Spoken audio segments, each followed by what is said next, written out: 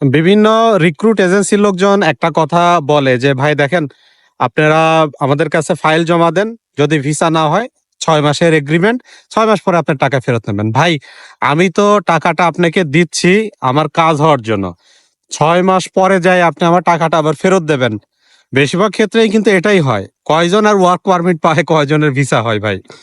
তো ultimately visa দেওয়া তো আর এজেন্সির কাজ না। ভিসা তো দেবে এম্বাসি। এট লিস্ট ওয়ার্ক পারমিটটাও যদি একটা এজেন্সি এনে দিতে পারে, তারপরও কিন্তু মনকে বোঝানো যায়। দেখা যায় আপনি ৬ মাস তাদের পিছনে ঘুরলেন, কিছু ডিপোজিট মানি তাদেরকে দিলেন।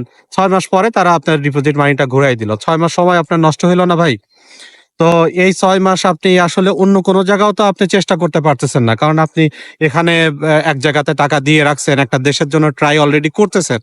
তো এই ৬ মাসটা শুধু আপনার নষ্টই না, আপনার স্বপ্নগুলোও শেষ হয়ে যাবে।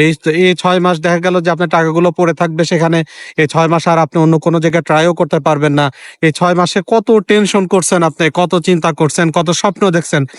তাদের একটা কথায় একটা সিদ্ধান্তে সবকিছু নাই হয়ে গেল। এজন্য আমি যেটা আপনাদেরকে বলব, কোন এজেন্সির সাথে আপনারা ওইভাবে এগ্রিমেন্টে যাবেন না যে ৬ মাস পরে তারা আপনার টাকাটা ফেরত দিয়ে দেবে, সবকিছু শেষ। আপনারা যখন ডিপোজিট মানিটা দেবেন তখনই তাদেরকে বলবেন, যদি আপনি ওয়ার্ক পারমিট আমাকে এনে দিতে পারেন ভালো একটা কোম্পানি থেকে, তাইলে আমি আপনার সাথে এগ্রিমেন্টে যাব। আদারওয়াইজ ভিসা দেয়া তো পরের ব্যাপার। ভিসা তো দেবে এম্বাসি। তো এট লিস্ট ওয়ার্ক পারমিটটা যেন সে খুব দ্রুত সময়ের মধ্যে আপনাকে এনে দিতে পারে। এরকম একটা এগ্রিমেন্টে যাবেন। তাছাড়া এইগুলো হইলো ফালতু কথা ভাই। ওই যে ৬ মাস পরে আবার টাকাটা ঘুরাই দেবে আপনার। ঐরকম দেখা গেল যে ১০০ জনের কাছ থেকে টাকা নেবে, ১০ জনের ওয়ার্ক পারমিট দেবে। আর বাকিগুলো টাকা দিয়ে কি ৬ মাস ধরে ব্যবসা করলে তো এমনিই কোটিপতি হইতে সময় লাগবে না। তো এইসব থিওরি বাঙালি বোঝে এখন।